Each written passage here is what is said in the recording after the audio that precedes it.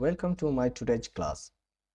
আজকের ক্লাসে আমি তোমাদের পশ্চিমবঙ্গ বোর্ডের সিলেবাস এর অন্তর্ভুক্ত ক্লাস 6 এর ফ্র্যাগনেন্স নামে যে ওয়ার্কবুকটি রয়েছে তার পেজ নাম্বার 1 এর রিভিশন লেসনের অ্যাক্টিভিটি 1 এবং অ্যাক্টিভিটি 2 এর সমাধান করে দেব।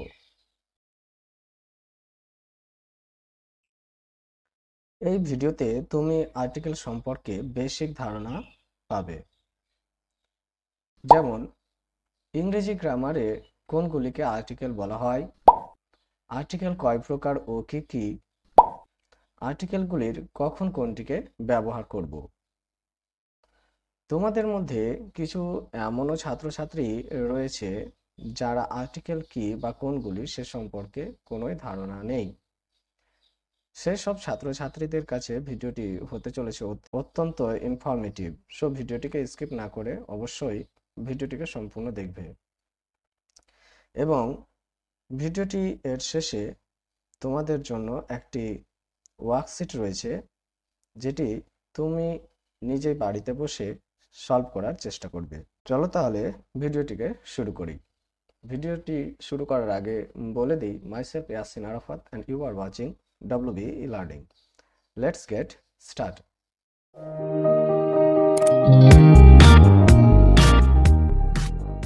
আমাদের প্রথম প্রশ্ন ছিল যে ইংরেজি গ্রামার এ কোনগুলিকে আর্টিকেল বলা হয়।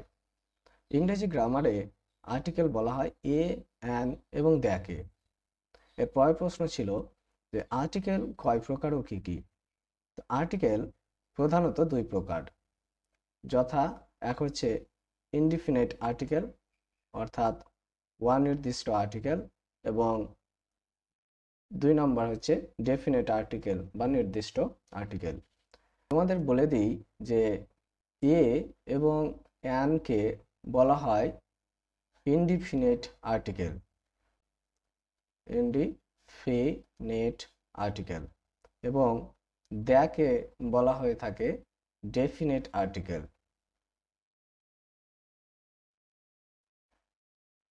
Definite article. এর পরের প্রশ্ন ছিল যে আর্টিকেলগুলির কখন কোনটিকে ব্যবহার করব। তো এ, ই, আই ও ইউ দিয়ে গঠিত শব্দটির পূর্বে তুমি অ্যান এবং বাকি যে 21টি কনসোন্যান্ট রয়েছে সেই কনসোন্যান্ট দিয়ে গঠিত শব্দের পূর্বে এ ব্যবহার করবে। তবে জানিয়ে দিই, এক্ষেত্রে তোমাদের জেনে রাখা ভালো যে এদের কিছু ব্যতিক্রম রয়েছে। ও এবং ইউ এই দুটি ভাওয়েল দিয়ে গঠিত শব্দ হলেও এদের ক্ষেত্রে অনেক সময় এ ব্যবহার করা হয়ে থাকে।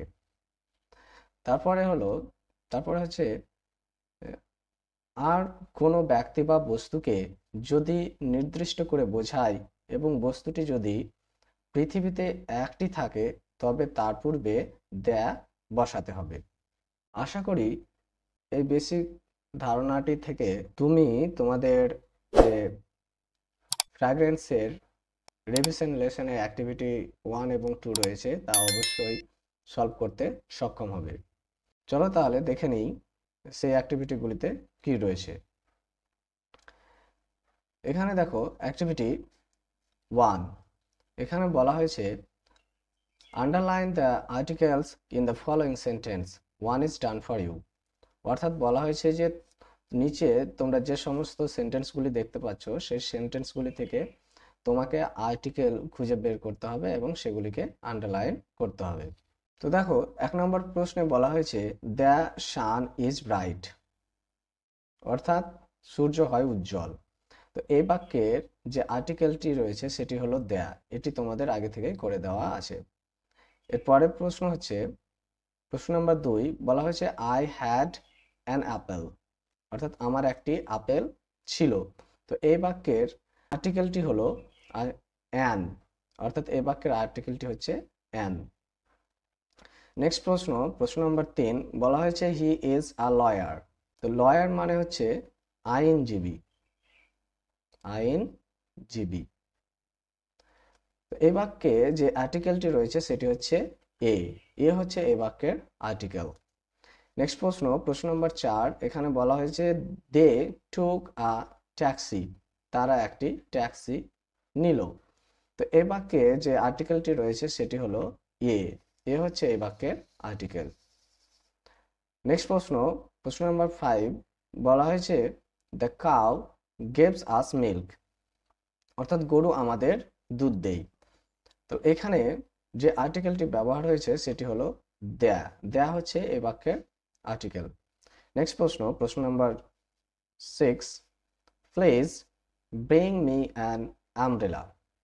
তো এ বাক্যের যে আর্টিকেলটি ব্যবহার করা হয়েছে সেটি হলো অ্যান, অ্যান হচ্ছে এই বাক্যের আর্টিকেল।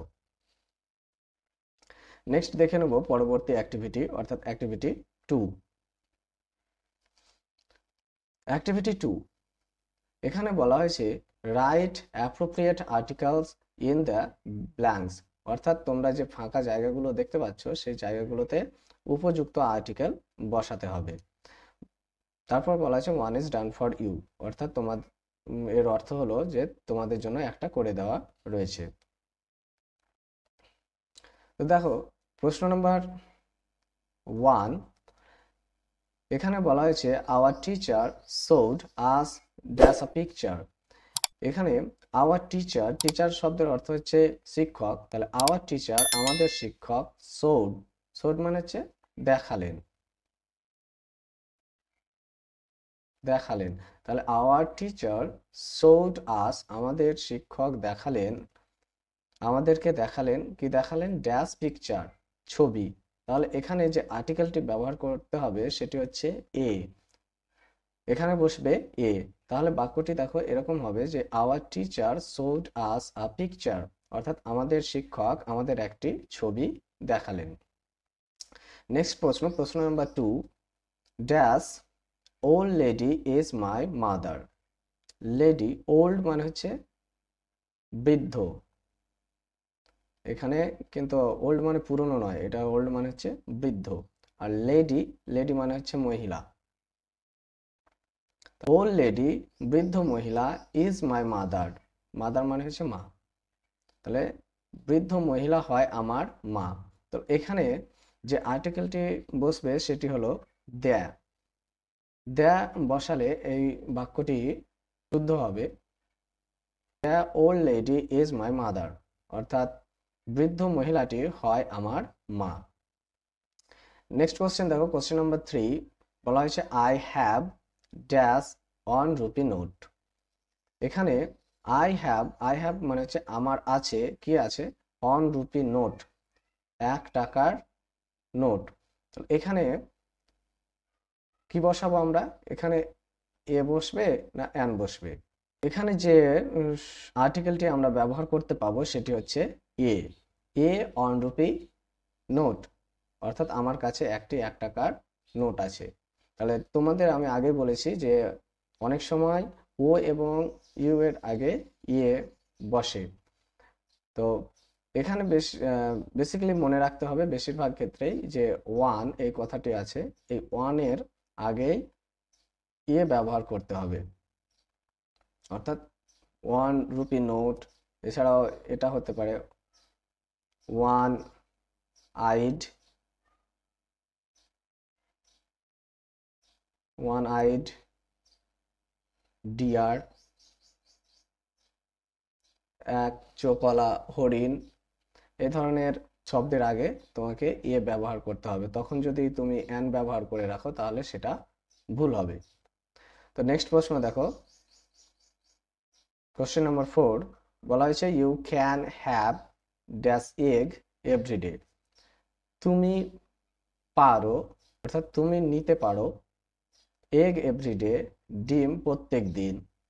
অর্থাৎ এখানে যে আর্টিকেলটি আমি বসাতে পারি সেটি হলো অ্যান, অর্থাৎ you can have an egg everyday, তুমি প্রত্যেক দিন একটি করে ডিম নিতে পারো। নেক্সট কোশ্চেন নাম্বার 5, বলা হয়েছে dash Ganga is a sacred river. Sacred মানে হচ্ছে পবিত্র, তো গঙ্গা হয় একটি পবিত্র নদী।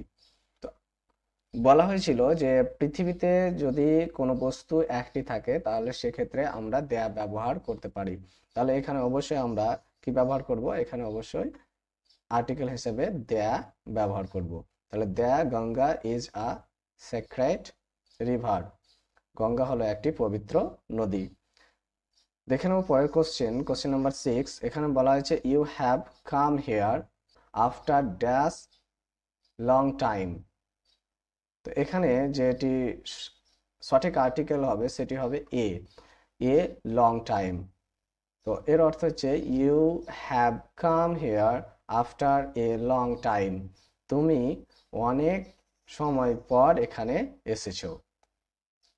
তো এটি ছিল তোমাদের ফ্র্যাগ্রেন্সের ওয়ার্কবুকটির রিভিশন লেসের অ্যাক্টিভিটি 1 এবং অ্যাক্টিভিটি 2। এবার আমি তোমাদের একটি ওয়ার্কশিট দিব, যেটি তোমাদের বাড়িতে বসে নিজেদেরই করতে হবে। তো এখানে দেখো দেওয়া রয়েছে ওয়ার্কশিট একে বলা হয়েছে আন্ডারলাইন দ্য আর্টিকেলস, অর্থাৎ তোমরা এই আর্টিকেল তোমাদের অ্যাক্টিভিটি 1-এ যে আর্টিকেল আইডেন্টিফিকেশন ছিল সেটির মতোই এখানে তোমাকে আর্টিকেলগুলিকে আইডেন্টিফাই করতে হবে। এবং 2 নম্বরে দেখো এখানে বলা হয়েছে fill in the blanks with articles, অর্থাৎ আর্টিকেলস দিয়ে এগুলোকে শূন্যস্থান পূরণ করতে হবে। তো আশা করি ভিডিওটি অবশ্যই তোমার কাছে খুব ইনফরমেটিভ হয়েছে এবং আর্টিকেল সম্পর্কে যথাযথ ধারণা পেয়েছো। ভিডিওটি ভালো লাগলে অবশ্যই বন্ধুদের সঙ্গে শেয়ার করবে এবং চ্যানেলে নতুন হলে চ্যানেলটিকে অবশ্যই সাবস্ক্রাইব করে রাখবে। Thanks for watching, keep watching and keep learning.